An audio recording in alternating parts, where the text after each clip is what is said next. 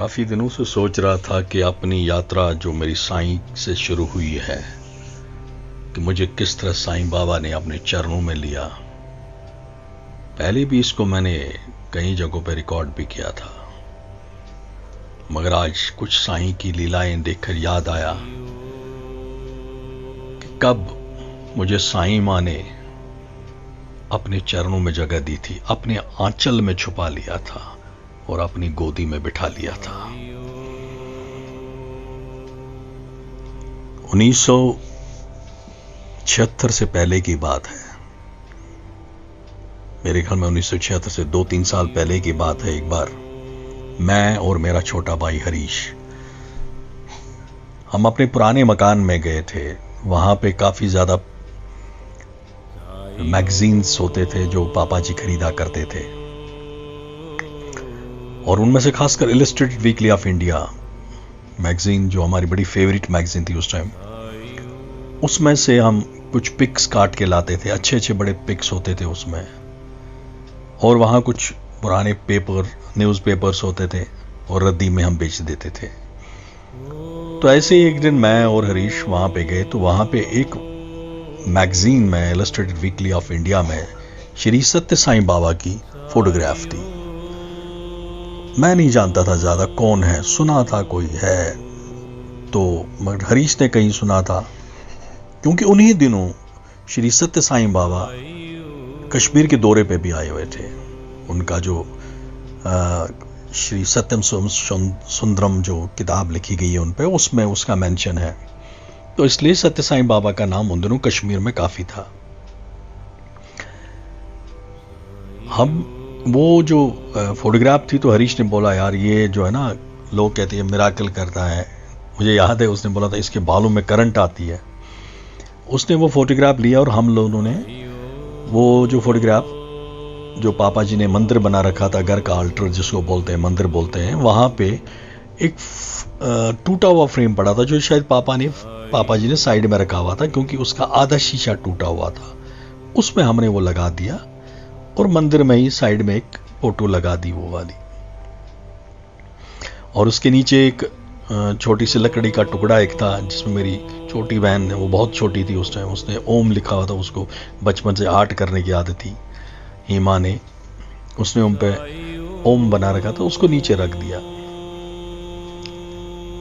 फिर हमारे साथ ट्रेजेडी होगी, बहुत छोटे थे हम सारे। तो 1976 जून में हमारी मां चली गई हमें छोड़ के,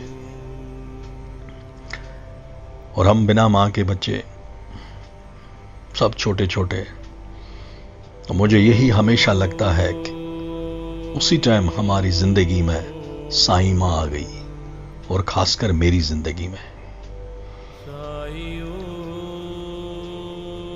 जब मां का देहांत हो गया, तो जैसे हमारे कश्मीरियों में 12 दिन तक चलता है घर में, 10वें दिन तक खासकर लोग आते जाते मिलते रहते हैं।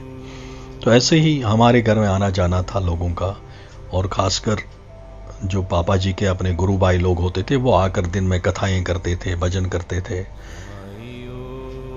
और एक दिन हमारे यहाँ पे एक चेन्नई से, उन दिनों तमिलनाडु बोलते थे, वहां से एक मतलब गेरुआ वस्त्र में था वो बंदा, वो आया मिलने के लिए। वो हिंदी नहीं बोल पाता था, अंग्रेजी बोलता था, और हमारे यहाँ ज्यादा अंग्रेजी बोलने वाले में सिर्फ मेरे पापा जी थे जो इंग्लिश में बात कर सकते थे इजीली। उनके हाथों में एक, उस बंदे की भी कहानी है जो सुनाऊंगा तो ये लंबी हो जाएगी, ये बाबा की कहानी। वो फिर कभी वो कैसे पापा जी के यहाँ पहुंचा तो इन शॉर्ट बता दूंगा।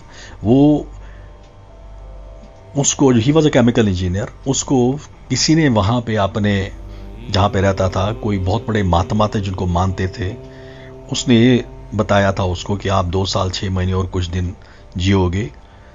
तो उसको लगा कि आप तो जिंदगी मरना ही है, तो क्या करना है। तो वो अपना एक, उसने सोचा कि मैं यात्रा पे निकलूंगा भगवान के घर जहां जहां भी है।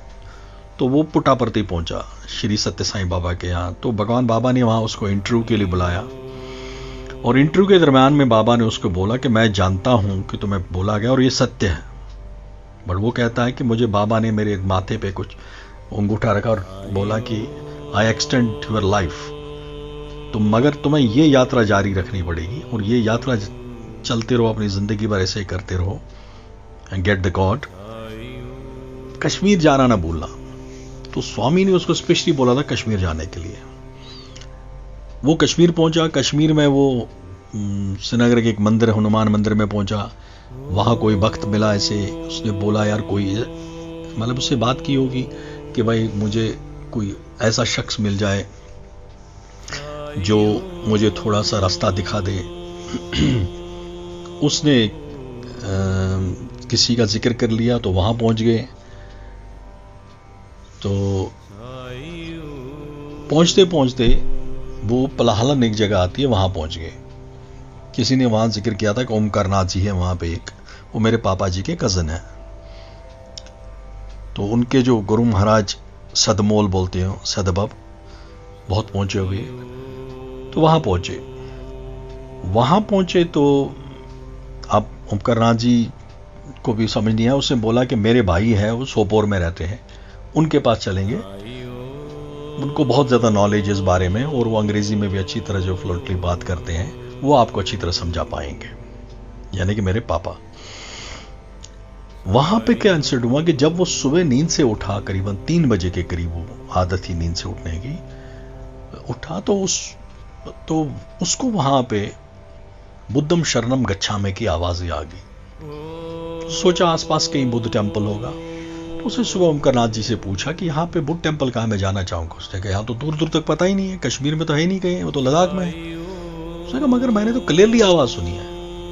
मतलब उस बंदे में, मतलब वो कहते हैं ना कि अंदर आहिस्ता आहिस्ता करके उसमें इतना वो जागृत हो गया था कि वहाँ पे कहीं बुद्ध टेम्पल नहीं था। मगर कुछ सालों के बाद उसी जगह पे जहाँ पे उसको आवाज़ें आ रही थी, उस पलाहलन और पट्टन एरिया के बीच में, वहाँ पे आर्कोलॉजी डिपार्टमेंट को बहुत बड़ा वहाँ पे बुद्ध टेम्पल, वहाँ पे खोज की गई, जो वाइब्रेशंस उसको आ रही थी। एनीवे मैं ये बताना, उसका छोटा सा इंट्रोडक्शन दे रहा था।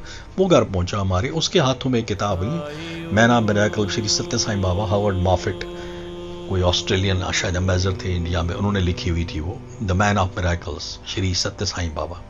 वो किताब पढ़ते जा रहे थे वहाँ पे, और मैं अट्रैक्ट हो रहा था उस किताब को देखे। उस किताब को पापा जी किसी कज़न ने भी ले लिया, पहले किसी ने भी ले लिया। मतलब मैं चाहता था किताब मेरे हाथों लग जाए किसी तरीके से। मैं सोपोर में रहते थे, वहाँ पे कोई इस तरह की फैसिलिटी नहीं थी, ऐसी कोई किताब मिल जाए, और श्रीनगर हमारा जाना होता नहीं था, और सोपोर में कोई श्री सत्य साईं बाबा के बारे में ज़्यादा जानता नहीं था, क्योंकि आए हुए थे उन, जब कश्मीर में शेख मोहम्मद अब्दुल्ला भी उनसे मिलने गए थे, काफ़ी लोग मिलने भी गए थे। तो इस कारण थोड़ा सा उनके बारे में लोग, जो बड़े लोग थे, वो जानने लगे थे। हम बच्चे थे, हमें नहीं पता था। खैर जिस दिन वो चले गए, बाबा की करनी, वो बुक वहाँ पे रह गई, और वो बुक मैंने उठा ली, मैंने पढ़ना शुरू किया, और एक एक पेज में पढ़ता गया। और मैं हमेशा कहता हूँ कि साईं बाबा मेरे अंदर घुसते गए,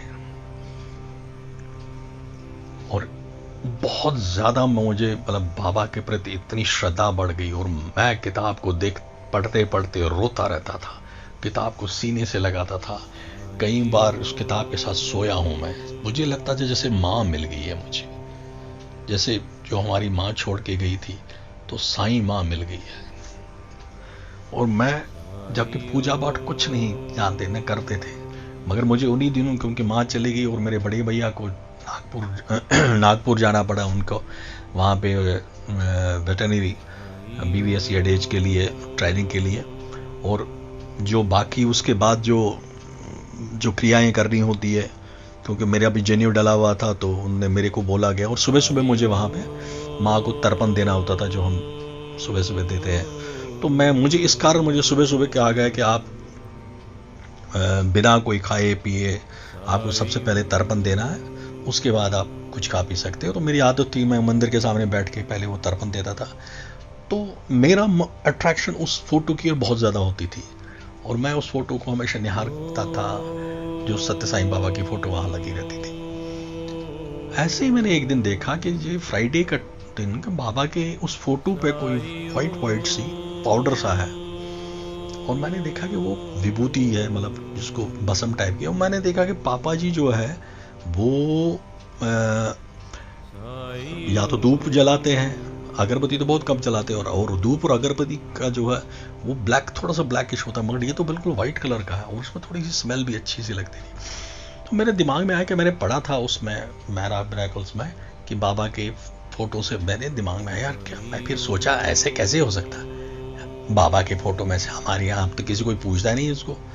फिर भी मेरे मन में एक माचिस की खाली डिबिया थी, उसमें मैंने वो विभूति जमा कर इकट्ठी शुरू करने करी। बहुत बाद में फिर पापा जी ने बताया कि उस फोटो में से कैसे एक दिन श्री सत्य साईं बाबा बाहर निकल के आए थे और पापा जी को दर्शन दिए थे, वो भी एक कहानी है। तो उस दिन के बाद उस फोटो में से विभूति निकलना शुरू हो गई थी। और फिर मैंने एक बार अपने भाई बहनों को भी बुलाया, देखो यहाँ पे आ रहा, तो पापा जी ने देखा था, मैं भगा दिया था। फिर उस दिन के बाद विभूति आनी बंद हो गई थी। उसके बाद मैं वहां से 2 साल के बाद फिर मेरा बाबा के प्रति बहुत ज्यादा, एक दिन ऐसा ही एक और मिराकल हुआ, कैसे मुझे बाबा की फोटो, छोटी सी फोटो मिल गई। मुझे सपने में बाबा आए और वहां पे बाबा सपने में ये देखा कि स्वामी आ रहे हैं मेरे। उससे पहले हुआ क्या था कि एक हमारे घर में जैसे 1:15 बजे का टाइम था, 1:30 बजे पापा जी आते थे लंच के लिए ऑफिस से। तो नॉक हो गया बाहर, दरवाजा बाहर निकला तो वहाँ एक कश्मीरी मुसलमान बुजुर्ग एक था, बड़ा अच्छा कपड़े पहने हुए थे, जैसे हमारे कश्मीर में होता क्या, मतलब लगता कि ये अच्छे खाते पीते घर का है। तो वो कहने लगा घर में कोई बड़ा है? तो मैंने कहा जी नहीं, हम बच्चे यहाँ पे। नहीं, बोलिए। तो एकदम ना वो मतलब आंखों में आंसू आ गए, एकदम रो पड़ा। तो कहने लगा यार मेरा किसी ने जेब काटी है, मेरे को किसी जाना था कहीं, कुपवारा साइड गाँव में जाना था कहीं, तो मेरे पास पैसे नहीं, तो मेरे अच्छा सा मकान देखा तो मैंने सोचा कुछ उधार ले लूँ यहाँ से। और वो शायद वो रो इसलिए उसको आंसू आ रहे थे कि शायद उसको लग रहा था कि मतलब अपने बेइज्जती सी फील हो रहे थे। तो मैं बहुत फील हुआ। बच्चों के पास जो होते थे, मेरी छोटी सिस्टर थी मधु वांगू की, उसने भी कुछ पैसे निकाल के दे दिए, ले लो भैया। तो जो हमारे पास पैसे थे 1.5-2 रुपया जमा हो गया, तो हमने उसको दे दिया। तो उसने देख लिया, कहता चलो, मतलब वो किराया उससे ज़्यादा होगा, तो वो वहाँ से निकल गया। जैसे वो घर से निकला, वो अपने आंसू पहुँचता हुआ घर से हमारे दरवाजे से, मेन गेट से निकला, तो वहाँ से पापा जी आ रहे थे। तो हम हमारे जो बरामद बोलते हैं, बालकनी बोलते हैं, वहाँ से देख रहे थे पापा जी भी आए। वो एकदम दाएं तरफ बोल रहा, तो पापा जी ने देखा ही हमारे घर से निकला। वो आते ही पूछ ले ये कौन था? हमने कहा, वो कहा पागल हो क्या, उससे 500 पापा जी ने जेब से निकाले, कहते जाओ उसको पैसा और दे दो, आप लोगों ने थोड़ा सा दे दिया। मैं जैसे बाहर भागा हूँ, वो बंदा गायब, मतलब कुछ 1 या 2 मिनट में ही वो गायब हो गया वहाँ। तो मैंने कहा हो सकता है वो निकल के, वो बस स्टैंड हमारे घर के दूर नहीं था, मैं कहा हो सकता है किसी और घर में चला होगा, क्या हो गया। मगर उसी रात को मैं सपना देखता हूँ कि श्री सत्य साईं बाबा वैसे ही वहां पे हमारे घर में आ रहे हैं। और मैंने बात है कि घर के अंदर नहीं आ रहे, बाहर हमारे सफेदे के पेड़ लगे होते, वहां पे खड़े हैं और मैं देख रहा हूँ उनको। व्हाइट ड्रेस, मगर ब्लैक एंड व्हाइट का था वो। और वहीं पे मुझे फिर सत्य साईं बाबा की फोटो मिल गई थी नेक्स्ट डे। कहाँ सोपोर, कहाँ सत्य साईं बाबा की फोटो। तो एक विश्वास पक्का हो गया कि स्वामी हमारे हैं, स्वामी हमारे साथ है।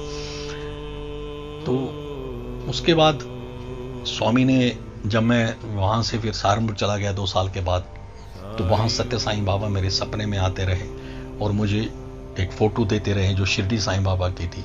सपने में बोलते रहे, कर almost for a week daily हर रात मुझे स्वामी आते थे, कहते थे मुझे इस रूप में पूजो, मुझे इस रूप में भी पूजा करो। और आके ना मेरे बेड पे लेट जाते। तो मैं भाग के, सपने में मैं भाग के बाहर जाता था, मैं हाथ धो के आता था, मेरे हाथ जूठे तो नहीं, फिर आता था, फिर वो फोटो लेने की कोशिश नहीं ले पाता था, फिर दूसरे पे थे। फिर वही फोटो मुझे एक बार चंडीगढ़ के, एक बार, क्योंकि तब साईं बाबा वाई बाबा का बहुत कम फोटो मिलती, चंडीगढ़ का एक पिकाडेली के बाद छोटी सी मार्केट तब नई बनी थी, वहाँ पे मुझे वो फोटो मिली। वो भी कैसे मिली, वो भी एक मिरेकल है, वो आज भी मेरे पास है। तो इस तरह भगवान बाबा ने मुझे अपने चरणों में लिया, माँ का रूप एक करके, तभी मैं इनको हमेशा साईं माँ बोलता हूँ। फिर शिरडी साईं या सत्य साईं में मुझे कभी कोई फर्क नहीं लगा। जब भी पूछता हूँ, जब भी बोलता हूँ, चाहे शिरडी साईं हो चाहे सत्य साईं हो, मेरे लिए कोई फर्क नहीं है। बस एक ही चीज़ है कि साईं है मेरे, उसने मुझे हमेशा प्यार दिया है, रक्षा की है। जो कुछ मांगा बाबा को, जो कुछ आज मैं थोड़ा बहुत हूँ, वो साईं की कृपा से हूँ। लव यू साईं माँ।